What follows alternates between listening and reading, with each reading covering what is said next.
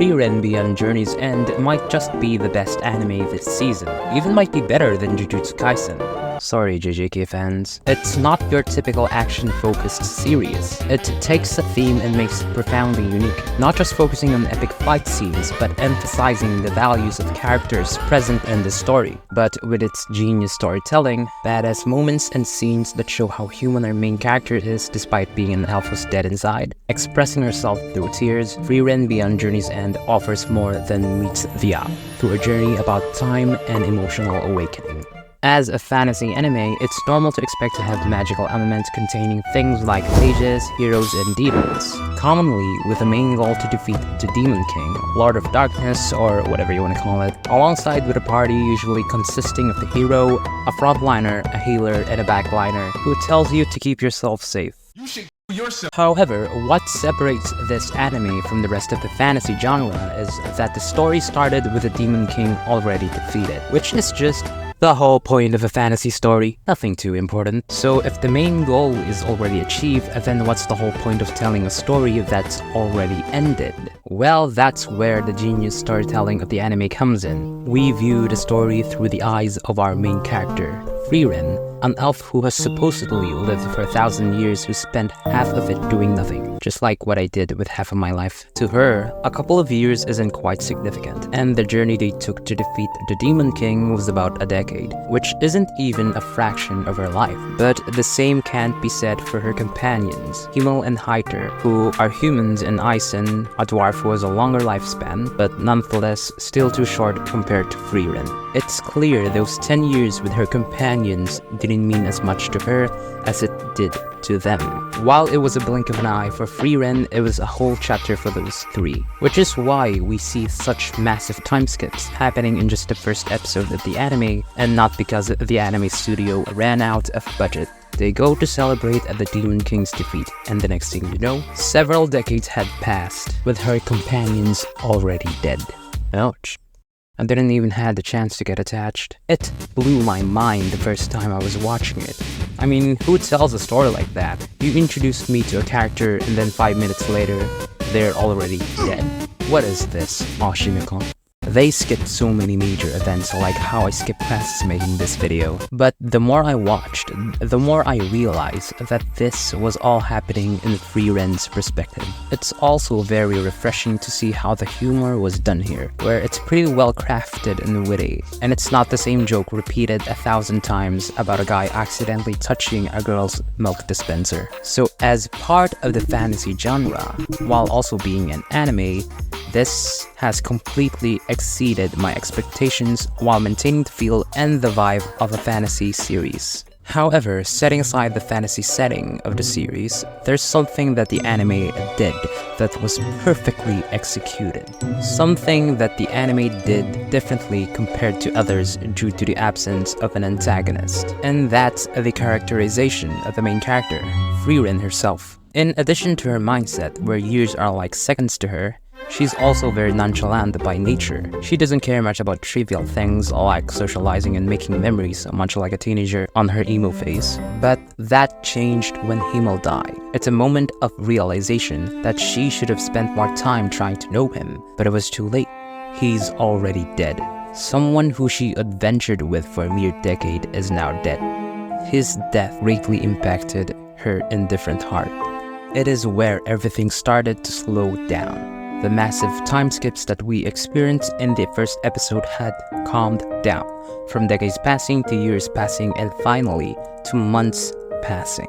The pacing of the story aligns well to Frieren's perspective in life in general, where she tries to care and know more about people.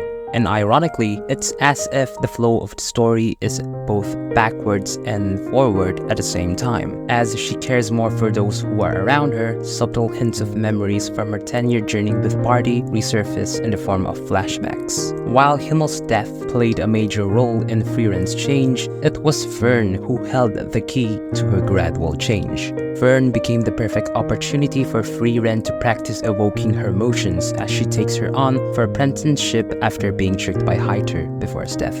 And because it was Heiter's request, Fern became an important part of Frieren's life. It's an attempt to fulfill a promise and to make up for the lost time when Frieren left her companions through Fern. It's like some sort of atonement. From then on, Frieren traveled with her as she collects different kinds of spells for her hobby, an aimless journey, which later on became a journey to seek heaven. Pushy, is that you? But her most noteworthy attempt for her emotional awakening is when Frieren secretly bought a gift for Fern's birthday. This was a very out of character for her to do so, knowing how aloof she is. This sudden 180 coming from her caught me by surprise. That's when it started to like her characterization much more. It was, however, only the start, because as the story progresses, time skips started happening less often, which is a very unique way of saying that Frieren is learning to take in each moment much more. That or she's just trying to avoid Fern's wrath. And as less time skips happen, more eventful things happen, like how she revisits the traces of her old companions in an attempt to help who were left behind. Another where she watched the New Year's sunrise together with Fern, and little did she know that she would actually enjoy this. She realizes that the joy coming from it was not viewing the sunrise itself, but rather enjoying the moment with others. This flicked a switch in her that, hey, maybe things I don't like are actually enjoyable, as she tries to force herself to do things she doesn't like specifically, which is very evident when she tries to recruit the village priest, saying, I don't like you, so that's why I have to get you to join my party no matter what, which represents her progress in terms of trying to feel currently. But beyond this, there's something more profound, a thing of importance that the anime is trying to tell us. A wake-up call, perhaps. FrierenBeyondJourney'sEnd is ultimately about time and emotions. It was never meant to be about the journey, although it may be a part of it. It even says in the title itself, Beyond Journey's End. Try to think about why she's so dead inside in the first place. Think of what she is and her nature. She is an elf, right? Elves tend to live a very long life, and as she said, elves have trouble feeling romantic attraction. Theoretically, I think this is an instinctive self-defense mechanism of the elves, as everyone around them live much, much shorter lives. If they allow themselves to feel and be attached to everyone around them, then they will witness the death of many of their loved ones. It would be a few thousand years filled with regret and agony. It's very similar to why people consider immortality a curse. Seeing the death of one person who's very close to you is already very devastating. What more seeing the death of a dozen? That's why when she allowed herself to feel that one time during Himmel's funeral, after being called out, tears came flowing through. But relating this to real life, we're no elves, aren't we? We can't live 1,000 years, and our lifespan is extremely limited. And as I like to think, it's both a blessing and a curse.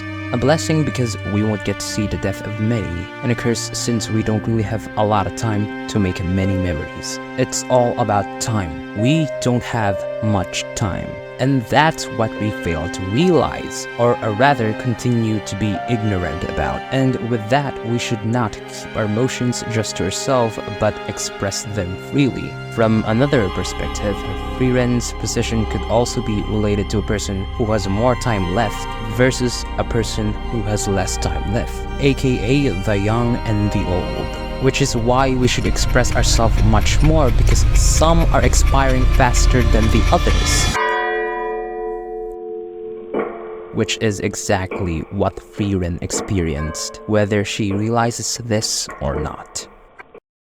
Story-wise, it seems Frieren seems just to be better than before and can feel more compared to her past self, allowing her to connect more to people even just by a little bit. As she continues to journey her way to heaven along with her new companions, I think she'd improve even more, which is something I am very anticipated to see. Overall, disregarding the fantasy elements of the anime, I think it's an extremely well-made series that's really unique and stands out compared to others. The heavy themes portrayed here is not what I expected, especially coming from a fantasy anime, of all things. But hey, if you're new around here, then why not stick around and subscribe? But that's it for this one, and happy holidays everyone.